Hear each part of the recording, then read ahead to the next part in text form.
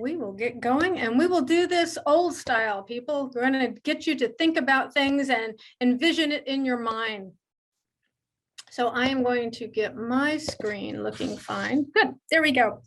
So I wanted to mention first that I'm in Plymouth, New Hampshire, and Plymouth, New Hampshire is located on Natahkina, which is the traditional ancestral homeland of the Abenaki, the the Wabanaki, and the Pennacook peoples, past and present.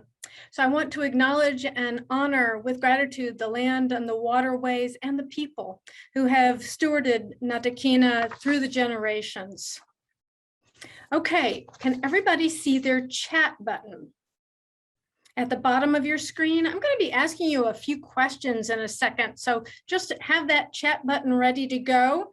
And you may want to answer a couple of questions that I have for you in just a second. All right. So I'm a historian, and one of the things that led me to doing the kind of research that dug up these female tavern keepers was that I was looking through the New Hampshire provincial and state papers. Now, I don't know how much you know about New Hampshire provincial and state papers. These were a whole series of papers published between the late 19th century and into just barely into the 20th century. And they included all sorts of different papers that came from the provincial period into the early state period.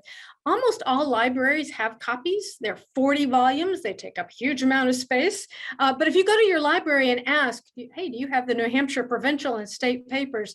I bet they'll take you to a special spot where you'll be able to see them.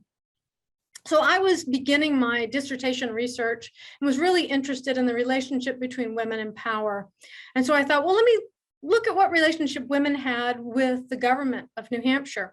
So I started going through the provincial papers, and they actually have an index. So I would look up a woman's name, and then I would go to the page where the woman's name was, and it would say something like Ann Slayton submitted a petition. And it wouldn't tell me what was in the petition.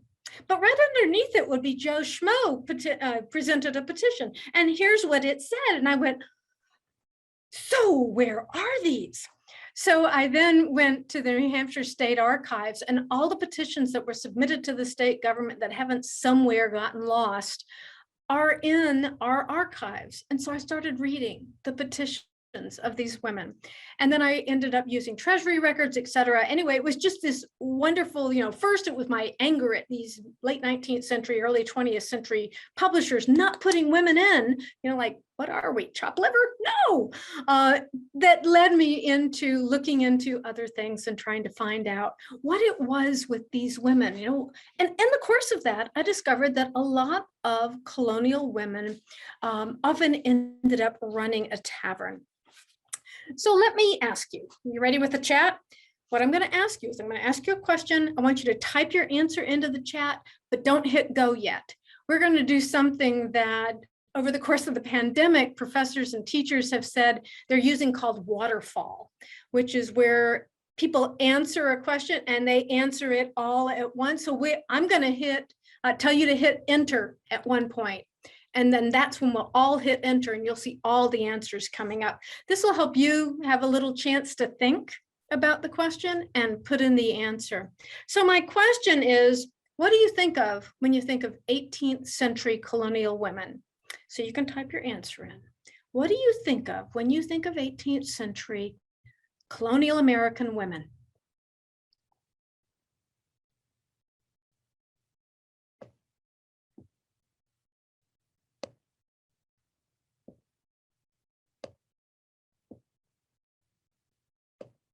Okay, I know it's tempting, but try to wait just a minute.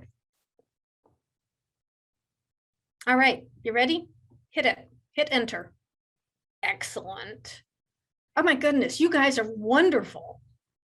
Hard work, lots of work, house leaders, caregivers, home, brave, but poor gender. Excellent, excellent. Caregivers, homemakers, homebound mothers, uncomfortable clothing, you smart people. I can imagine walking around in dresses all the time, big dresses, catching fire, hearths. Oh, these are really, really interesting. party survivors. Oh, somebody named a person too. Abigail, Abigail Adams, Martha Washington, Anna Strong. That'll be interesting. Endless work and drudgery. Personally, I would not have been a very good 18th century woman. The idea of taking something from the raw state and turning it into something that we can eat if it was alive before, I don't think I could handle it. They raised children, did all the work, survival. All of these really good answers, because when you think of 18th century women, we almost always think of women as at home, doing the work to raise children, to produce food. Let me read you a little bit of what Laurel Thatcher Ulrich wrote about 18th century women. And she was very interested in the way that women were part of a family economy. So she said, in 18th century New England, most women's work centered on the house, garden, and children. Food required the most continuous attention. Women planted, tended, harvested, processed, preserved, and cooked the food, all of which demanded a great deal of time and expertise. Now, let me tell you a little bit about 18th century women and the law. And I'm a co-host. I will share my screen. All right. Thank you. Thank you. All right, can everybody see my screen?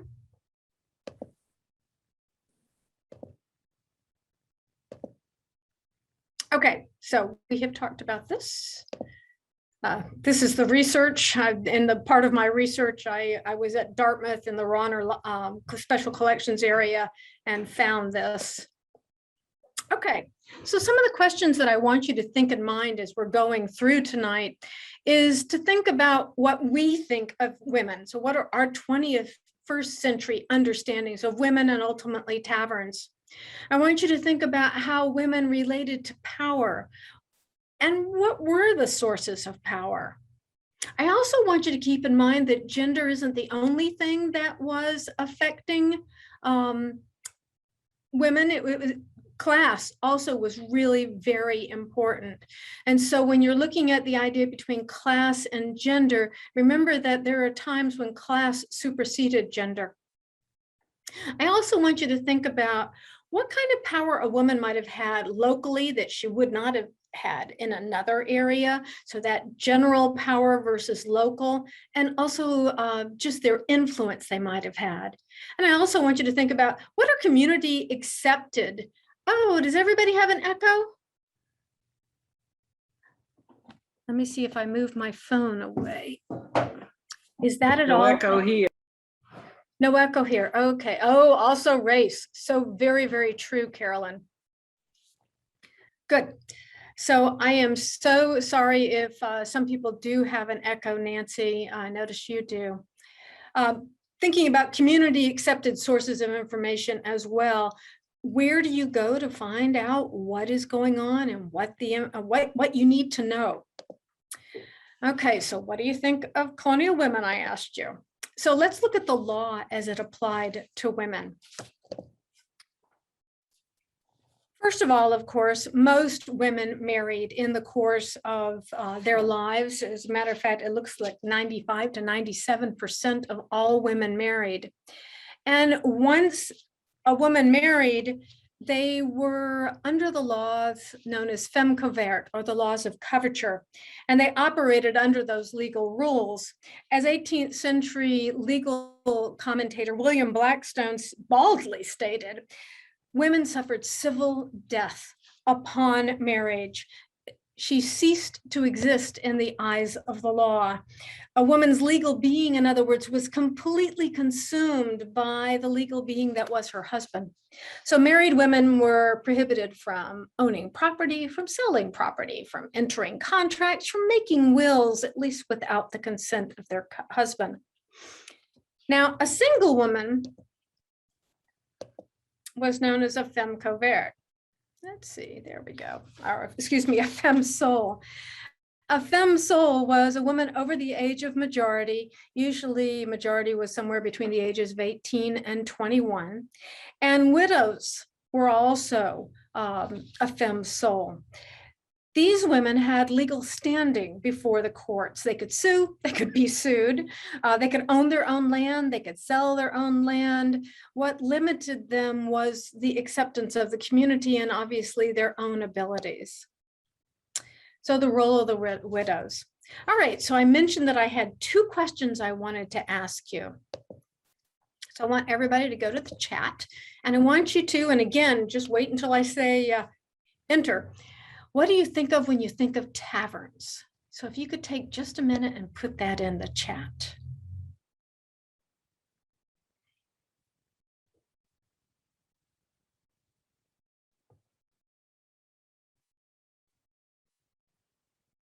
Liz, you are so right.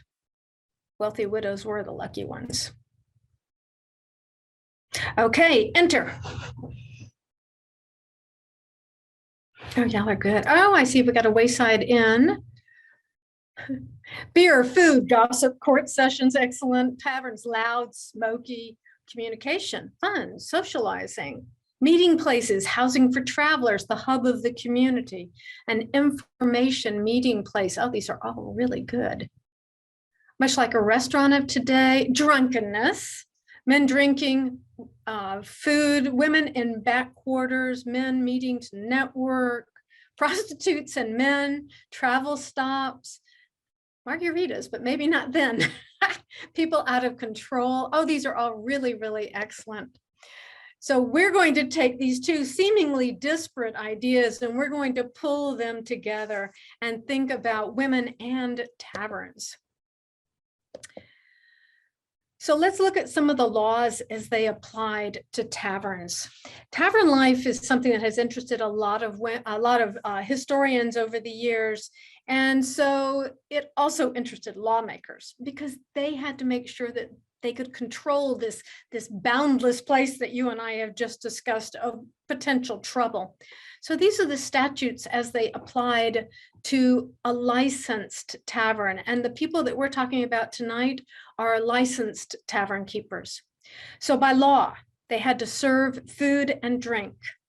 They had to provide food and beds for horses, for travelers, and lodging for horses. They had to post lists. These lists could be anything from the latest laws to, well, they actually often put up the list of the local drunkards. So whatever list they were told to post. They had to pay excise taxes.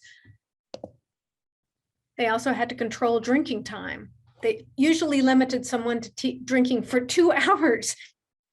You could get pretty drunk in 2 hours, so I'm not quite sure what good 2 hours was, but you were to control the time that a person was there drinking. They also had to keep the Sabbath laws so that if they were open on Sunday, they were not supposed to allow rowdiness. And usually, by the way, they were open on Sunday, especially if they were right next door to the town church. So a lot of laws applied to taverns. Let's look at one in particular. This is the 1721 law as it applied to taverns. Oops, I had to keep good orders, which is where my title comes from.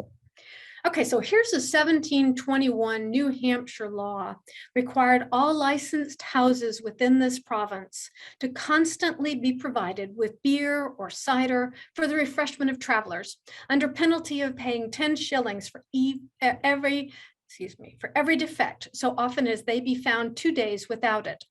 If a public house keeper refused to receive a traveler as a guest into his house, or to find victuals or lodging upon his rendering a reasonable price for the same, he is not only liable to render damages, but may also be indicted or fined at the suit of the state.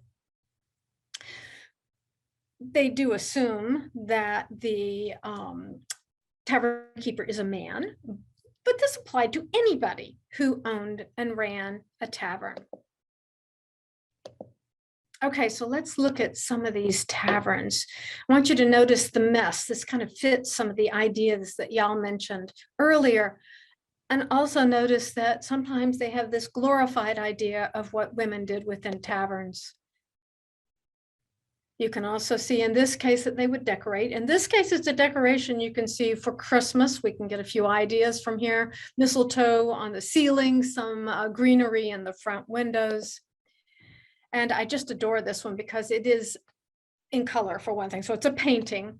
It shows a female, maybe tavern keeper, maybe not, serving a guest. It also shows the animals that are about to become food, and a lot of different aspects to this.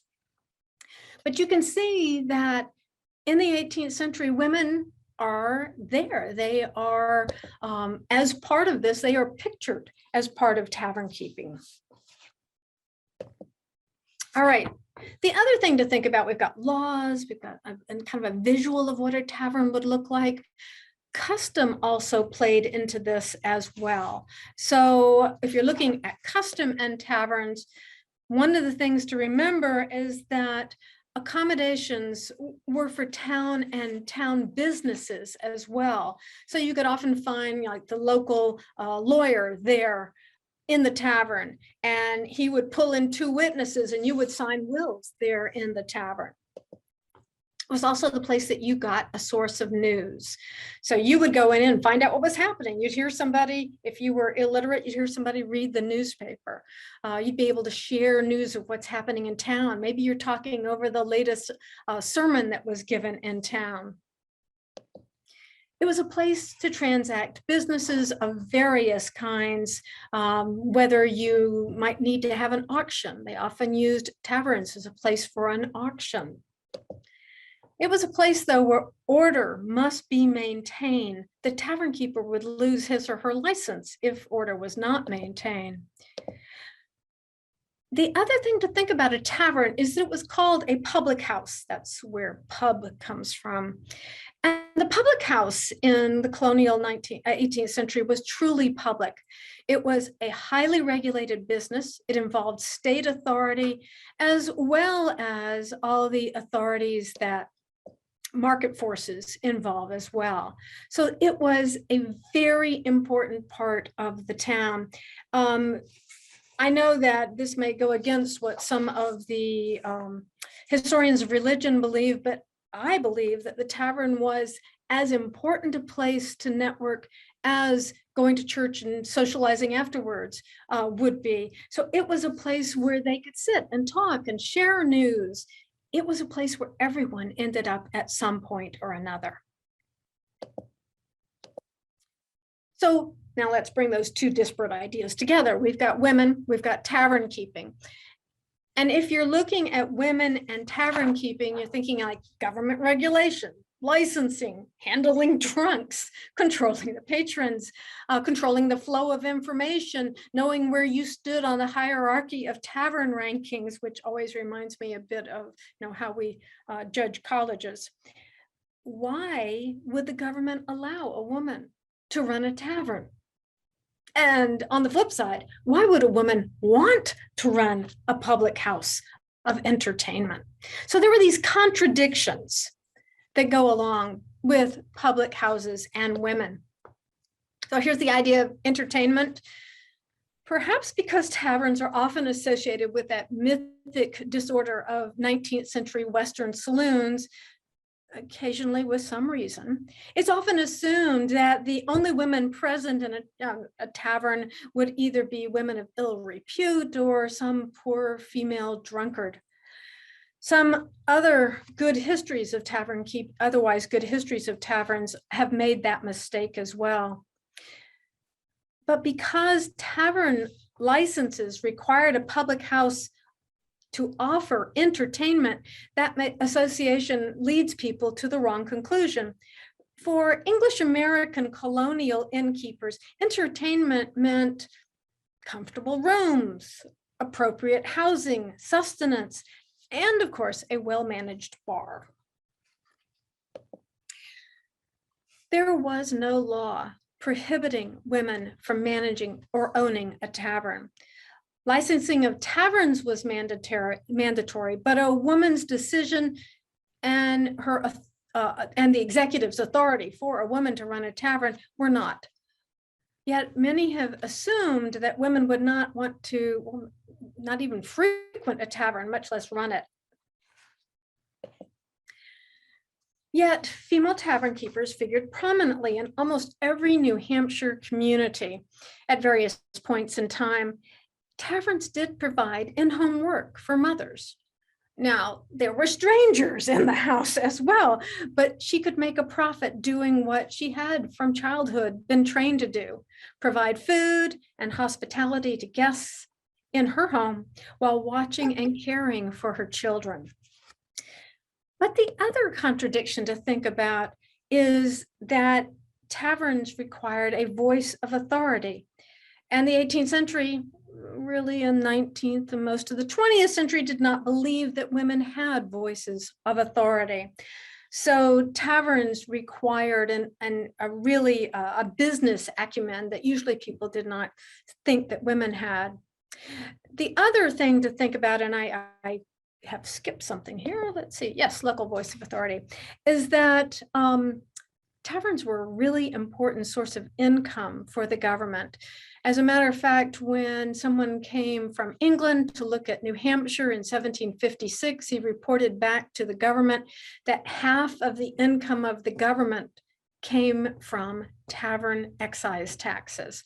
So the government wanted to have quite a few taverns, but they also didn't want to be known as a place where, taverns were running wild and their populace was running wild. All right, so let's go from that general understanding of taverns, tavern keeping, and the contradictions that often were involved in both to look at a specific example. We're going to look at the example of the Harvey Slayton Tavern. This really cool map is a 1779, it was published in 1779. It was actually done before the Revolution, so I believe they finished surveying in 1774, and the New Hampshire Historical Society's journal, Historical New Hampshire, had a wonderful article on this a few years ago. If you're interested, just let me know. But what I wanted you to see was where the taverns we're going to be talking about were, and most of them were here in Portsmouth. A few of the ones that have entered into my research also were on Newcastle, but we're going to be looking at a Portsmouth tavern. And the tavern that we're looking at is right along the wharves up close to the seacoast of Portsmouth. Okay, so let's look at a timeline.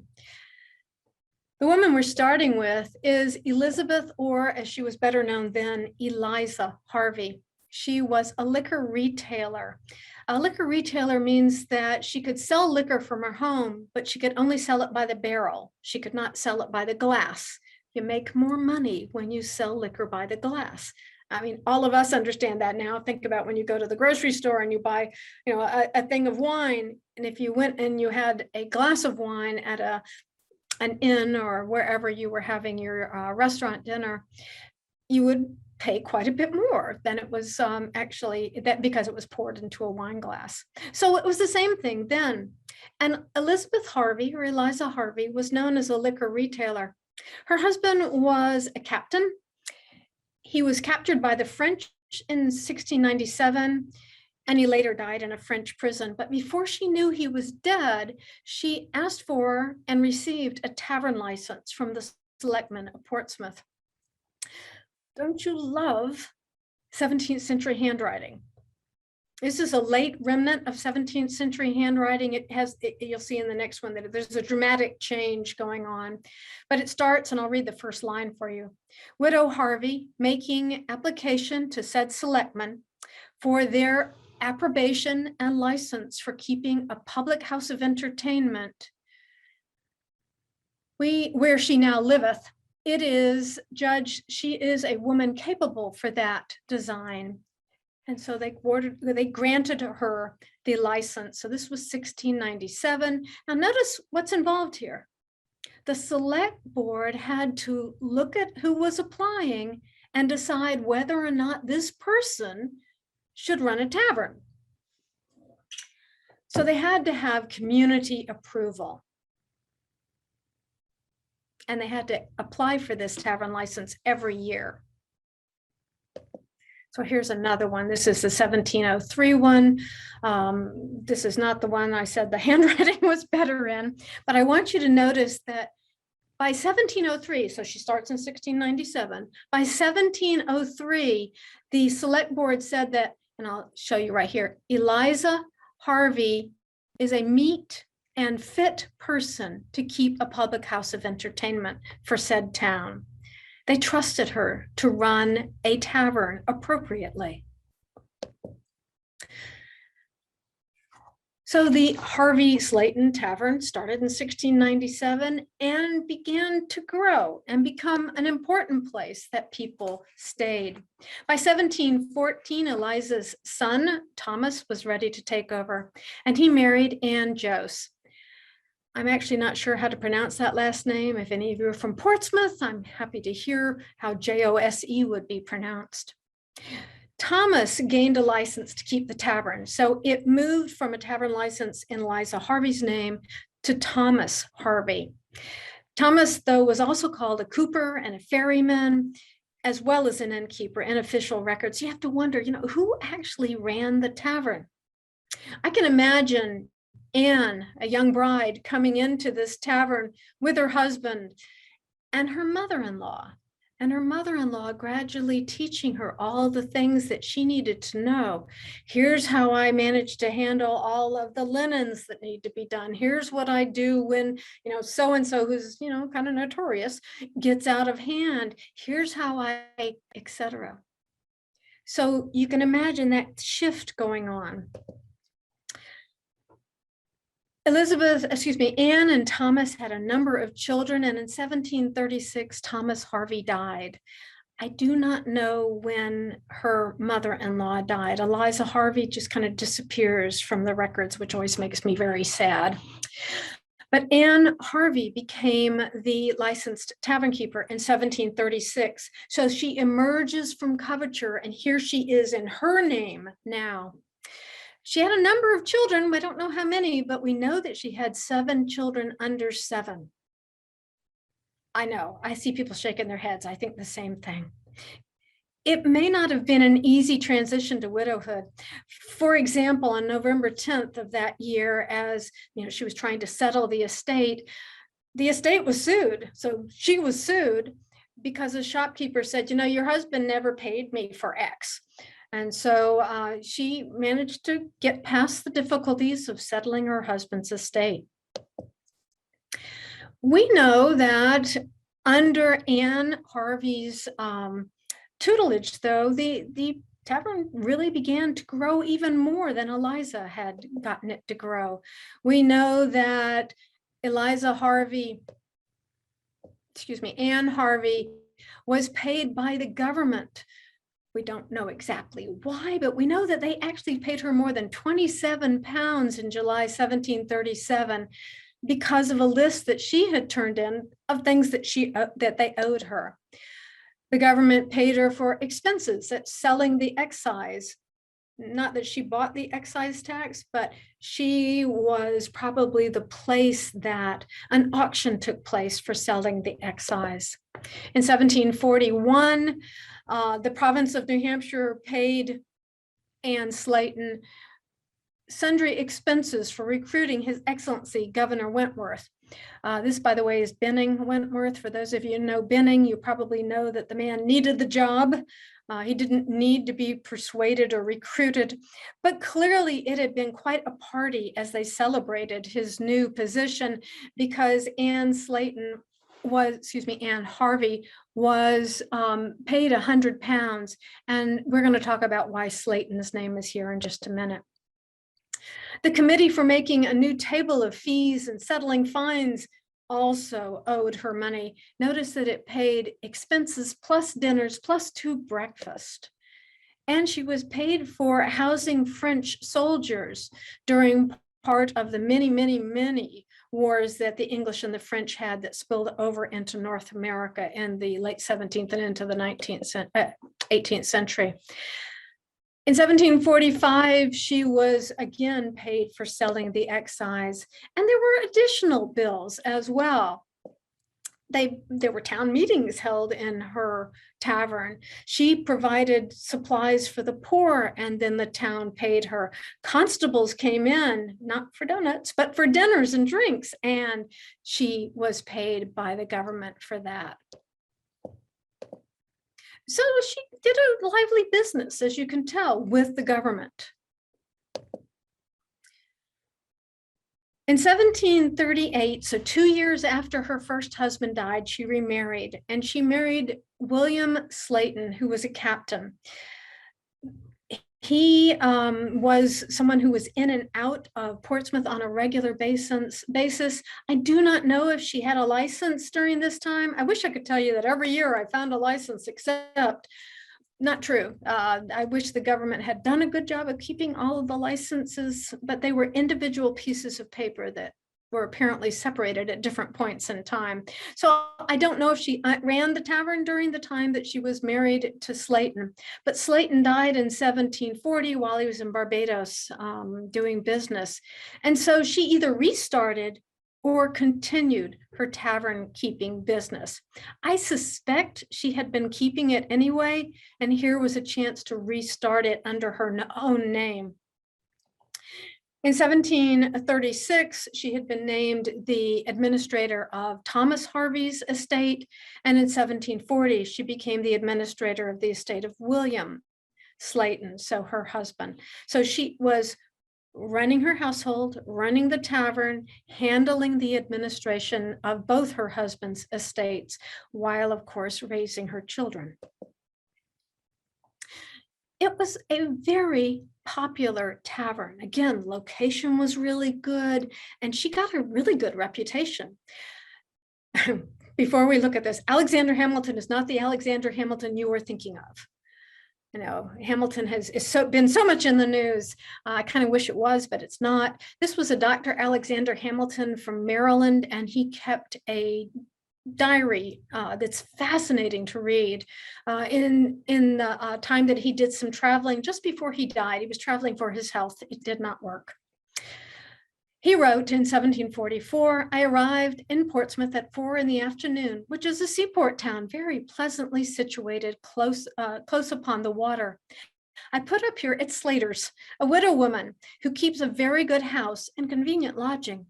After I had dined, I waited upon the Reverend Mr. Brown, and he invited me to breakfast with him tomorrow. I returned to my lodging at 8 o'clock. And the post being arrived, I found a numerous company at Slater's reading the news. Their chit-chat and noise kept me awake 3 hours after I went to bed.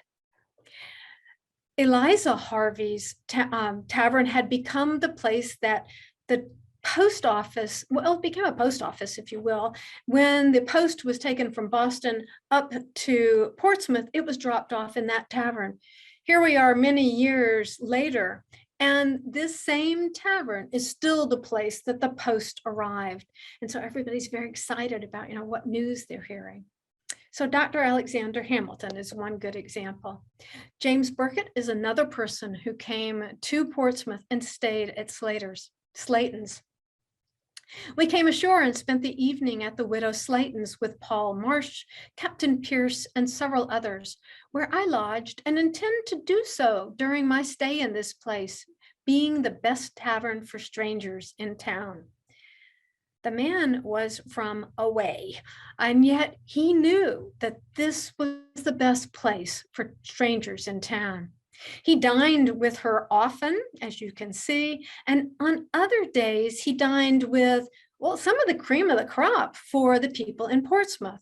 So here's a man who knew the very wealthiest individuals in Portsmouth, who dined with them, who also dined with Slaton, who stayed in Slaton's tavern. This was important to him.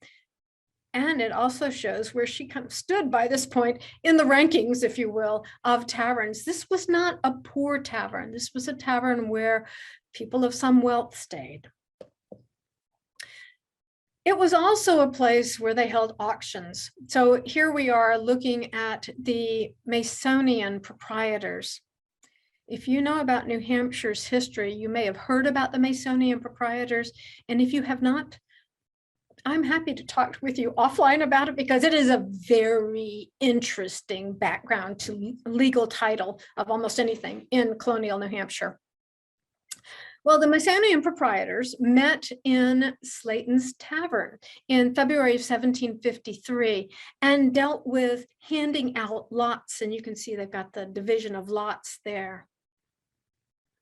So her tavern was used for more than just the business of the town and more than the business of the province. It was also used for larger groups like the Masonian proprietors. It was also used as a courthouse. New Hampshire did not have a state house, a courthouse of any type until we're looking into the 1760s.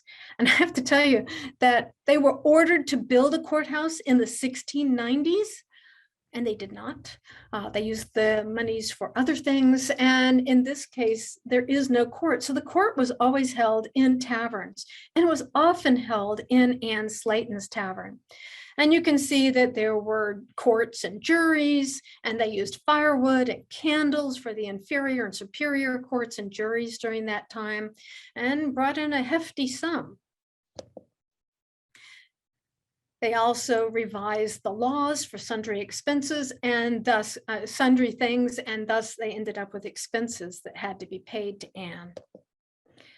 And there were courts held at Ann Slayton's to house the room for the inferior court. Sorry, that's a typo. In December in 1754, 55, etc. But notice at the end, to firewood and candles for the several courts and juries at miscellaneous courts aforesaid, to breaking windows and chairs, etc. What happened at those courts? We know that Anne died probably in late August 1756. In September 7th, 1756, her son, Richard Harvey, one of her many children, her son or stepson became the licensed tavern keeper. And there was an inventory assessment made. So we have an idea of what was in her tavern, and we have an idea of how she had handled the estate. Now, let me look up something here, because one of the things that is so interesting about Anne is once she died, we learn a little bit about the management of her estate. When Slaton died, an inventory was taken. So we're looking at real estate and personal estate. And in that inventory assessment, and then in the getting an idea of what we're looking at, along with the houses, she owned more than one, a garden, part of a warehouse, several lots of land listed in the inventory. Slaton's estate included valued items of those who were genteel, if you will. Many of them were imported. So she had a mahogany waiter, she had several tables, she had a lot of chairs. She had pewter that was valued alone, just the pewter, at 99 pounds. She had one looking glass. A lot of people did not have a looking glass, a mirror. Lots of linens, as we would expect, several beds, and a tea table.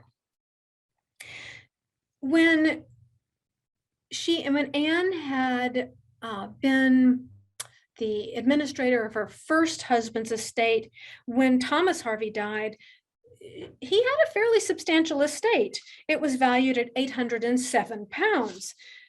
And yet we also know that those children of his estate should have been able to get some of that estate, right? Once they turned 21. And a number of them were 21 as we're approaching this time period. But there was no distribution of the estate at any point during Anne Slayton's lifetime. None of her children asked, they could have gone to the government and said, hey, it's time for me to receive my inheritance from my father. You have to wonder what was going on. Did they look at how well their mother was running the tavern? Did they see how well things were going? Did they then decide, okay, let's just wait. Mom's doing a great job. We'll help her. Most of them, by the way, married extremely well into the cream of the crop there in Portsmouth. But it appears that her children recognized that she was an amazing businesswoman. Either way, all sides seemed to respect her abilities. And so the estate was not distributed until after her death. And when her son, Richard, asked for the estate government said they would allow him to now become the new tavern keeper.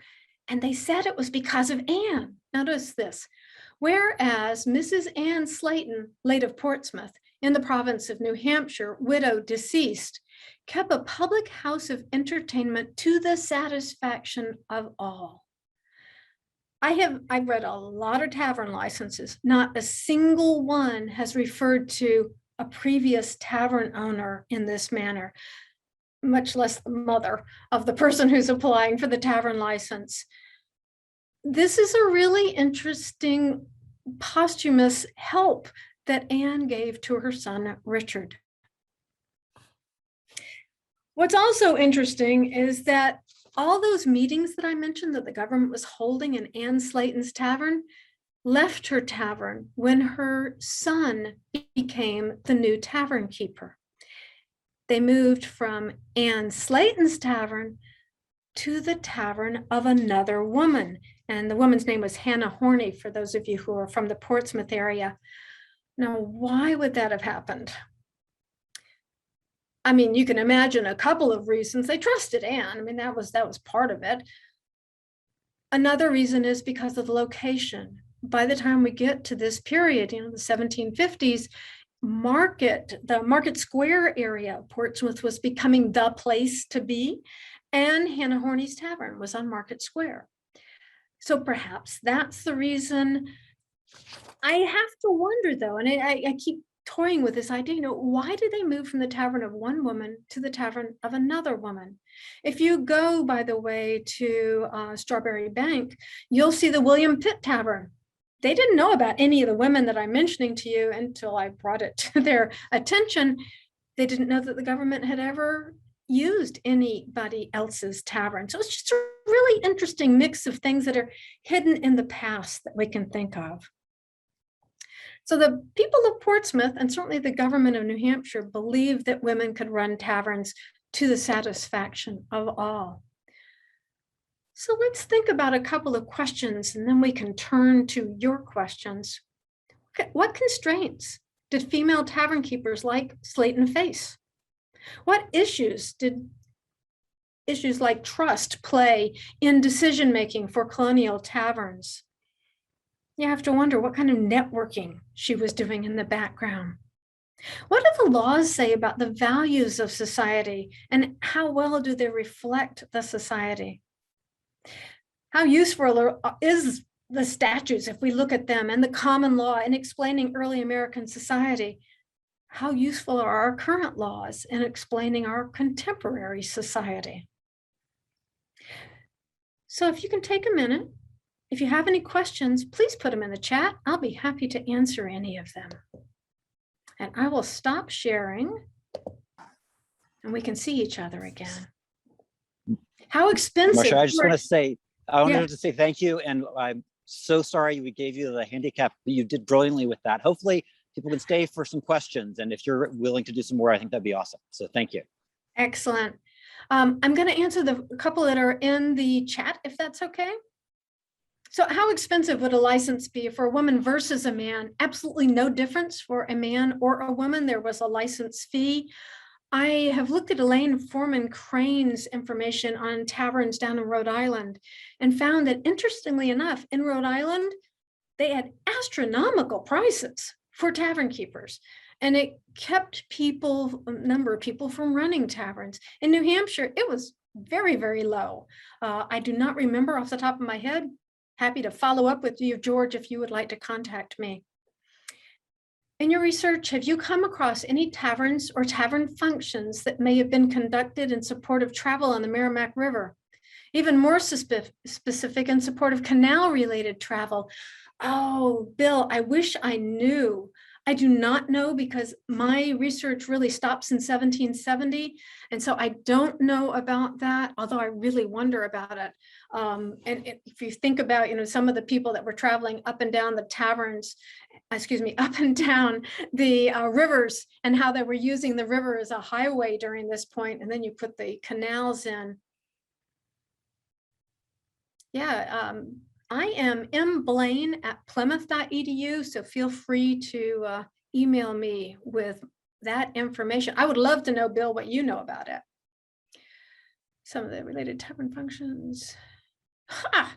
That's so cool. So Bill writes, some of the related tavern functions may have occurred at several lot keepers' houses and or landing keepers' houses. Cool.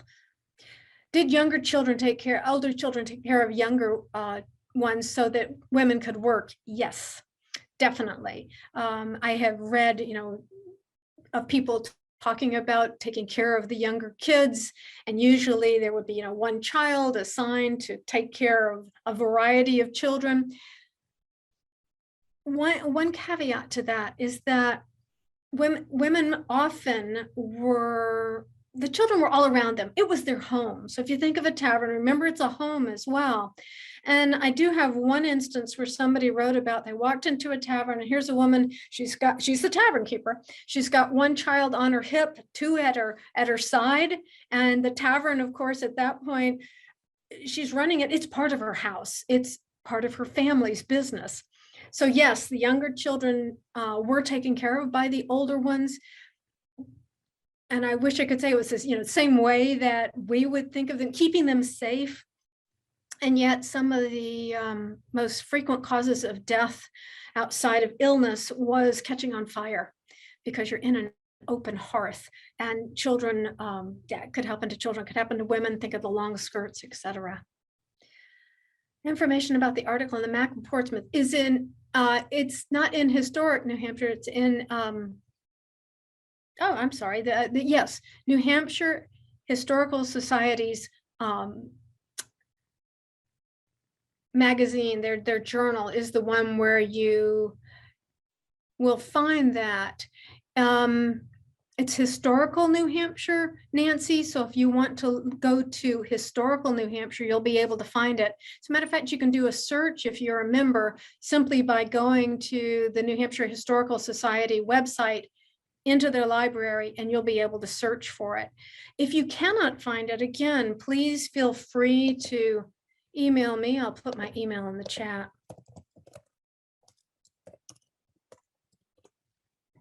And I'll make sure you have it. I know there were Black people, both free and enslaved, in Portsmouth at that time. Were they allowed in the taverns not to drink? No. Nor to spend the night? No.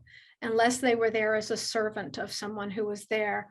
I've seen a couple of wills where the tavern keeper willed two slaves to the person who was inheriting the tavern. A number of the laws actually say they don't allow Indians, they stated that, or servants to drink or stay in taverns without someone in charge of them. Were Native people allowed in taverns? No. No, and no segregation, George, at all. It appears that they simply were not allowed in. Now, does that mean that never happened? No. There's a couple of taverns that I've explored that are out on the Connecticut River Valley area, and Native Americans were very much involved in trade along that area. And so I can't imagine they always stayed out. They clearly came into the different forts, like the fort at number 4, if you know that. They were coming in and dealing with the people there and selling things. But in general, no, and the law simply said they could not. Were there any taverns in Wolfboro? Not during this time. Were there any in Concord? Yes, there were. And Helen, we can talk about this more if you would like offline. And then, is the Harvey or Slaton Tavern still standing? Oh, I wish it was. No, it's not.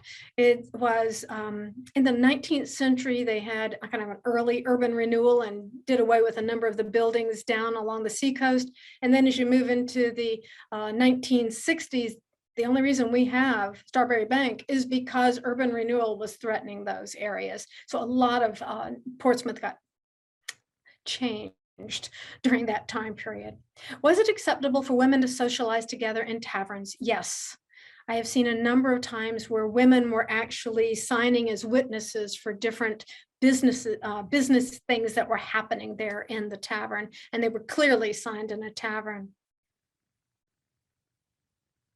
I know the Folsom Tavern. So Gail wrote, this may be beyond your time period, but the Folsom Tavern in Exeter was run by the widow Folsom and her daughters. I know about actually her mother, also a tavern keeper.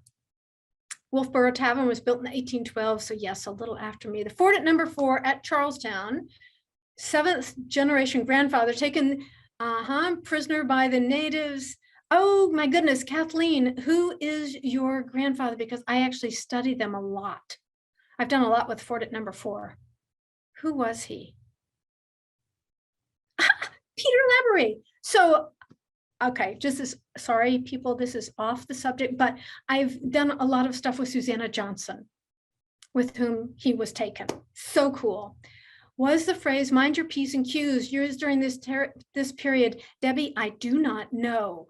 I do not know, but I think it was, but it deals, so if you're minding your P's and Q's, that's when you're doing typesetting, and you want to make sure that you're not using a Q where a P should be used, because they look a lot alike. And minding your P's and Q's came from this time period, I would assume. So I'm going to thank all of you for your patience this evening, and also really for hanging in there, and also joining me this evening, and also for these wonderful questions. Thank you for participating. Marcia, thank you for your patience, and thank you again, everybody. So sorry for our technical difficulties earlier this evening. We do hope you have enjoyed this. We can't tell you what our next program is going to be, but please stay tuned. We'll be having another program coming up next month, hopefully as amazing as this one. This program has been brought to you in part by the National Endowment for the Humanities. It has also been brought to you by the New Hampshire Humanities Organization, which, if you want to support, is at nhhumanities.org. You will be getting a feedback form. We do ask you to fill that out. That helps us more than you can possibly imagine. Marcia, thank you. It's been so wonderful to have you, and thank you for being a trooper and starting out on a off foot that we set you on, and doing such a wonderful job. Thank you very much, Michael. I hope everybody knows how important NHH is to New Hampshire, and you see the donate button? Send your love that way. Thank you. Thank you, everybody. Have a good night, and we will see you all soon.